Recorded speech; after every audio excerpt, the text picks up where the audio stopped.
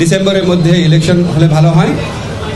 এবং আমরা এখানে বলেছি এবং ওনারা বলেছেন যে এরকম আমাদের কথাবার্তার মধ্যে কিছু অস্পষ্টতা থাকে, কেউ কেউ আমাদের সরকারের কোনো কোনো উপদেষ্টা অন্যরকম কথা বলেন।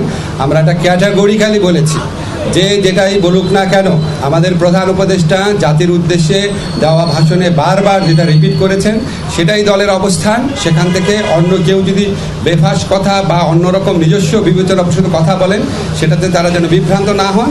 আমাদের প্রধান উপদেষ্টা ডক্টর মোহাম্মদ ইউনূস উনি প্রথম থেকেই বলেছেন ডিসেম্বর থেকে জুন। আজকে আলোচনায় আমরা কয়েকটা বিষয় স্পষ্ট করেছি, সেটা আপনাদের বলি।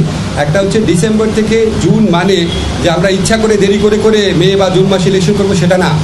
ডিসেম্বর থেকে জুন মানে হচ্ছে ডিসেম্বর থেকে জুনের মধ্যে যত তাড়াতাড়ি সম্ভব।